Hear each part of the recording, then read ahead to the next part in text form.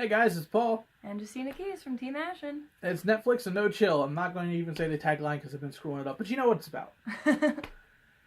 All right, this week, Stranger Things episode 5, Dig Dug. I love this episode. This is a pretty good episode. We get to see a little bit more of the interaction between Lucas and Max as he kind of brings her into the group, against everybody's wishes. I like Max. They can chill.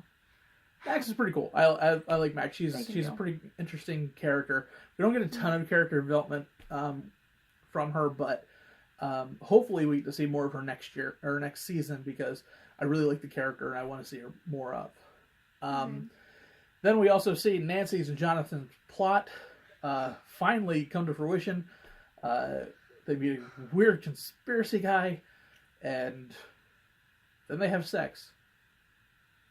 Well, that's not exactly the way it should have gone, but yeah, that's how it happened. I don't even care. I screamed when that happened. Like,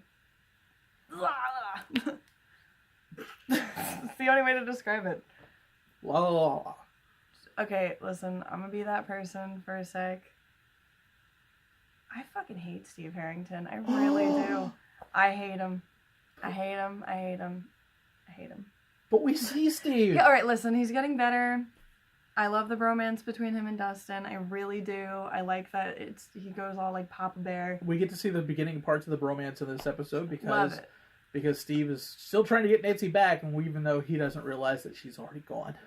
But like, I think he's just so selfish, and he's so like all about Steve until later on when it becomes more about protecting the kids, and that's when he redeems himself, and I start to not hate him as much. But it's great because in this episode he doesn't even really ask questions. It's just like Dustin's like, we need help, we need the bat, and he's just like okay, okie-doke, we got it.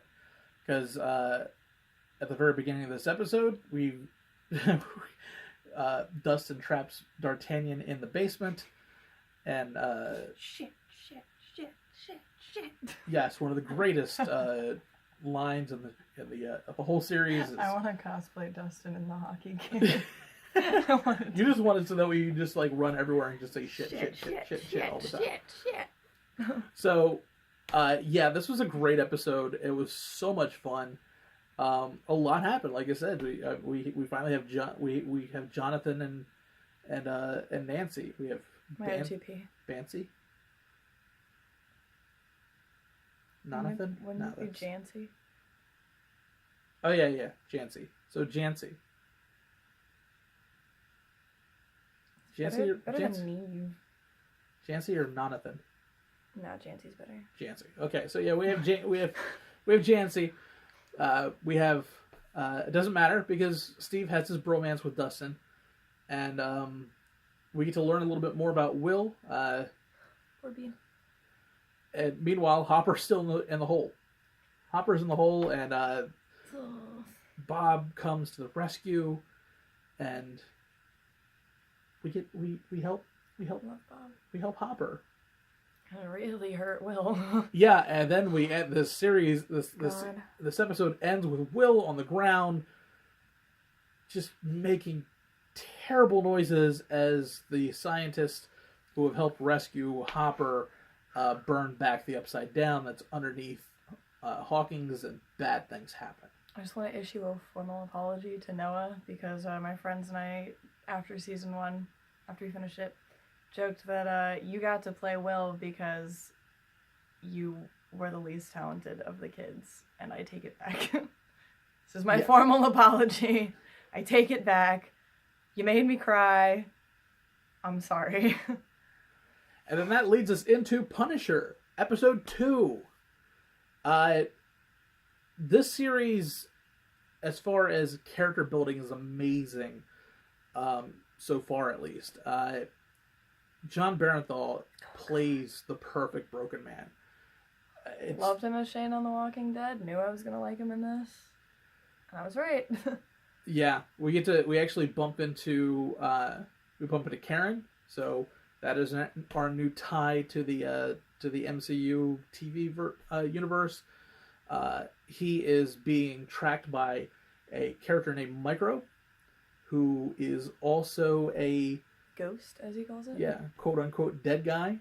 Someone who the government thought that they offed and did not. Surprise! And it's this episode is basically a giant cat and mouse between that, and we think that the Punisher is basically just kind of bumbling through the whole thing, and midway through the episode, you realize that he's actually a really incredibly intelligent character, and turns the tables on Micro, and finally they get to have their face to face, and that never doesn't go very, very well for Micro.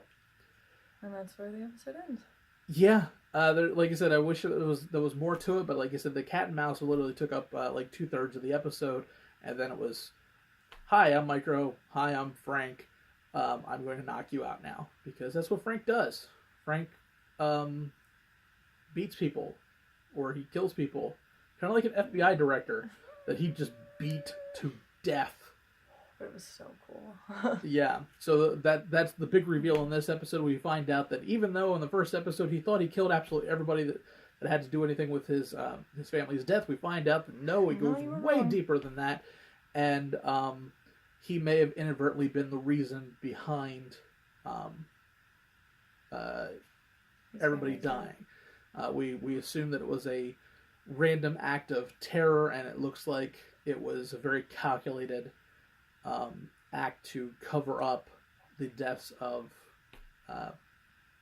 his whole family. And that does not do well for his PTSD nightmares. No. Ooh. Yikes. But yeah, all in all, it's a great episode. It's just there wasn't a ton to talk about because it's a very self-contained episode as far as the amount of players that we're in. The FBI people are still on their tracks, but they're still way off. And I was just super invested. And everything is basically just dealing with Frank and Micro throughout 90% of this episode. But it's awesome, and I can't wait for more.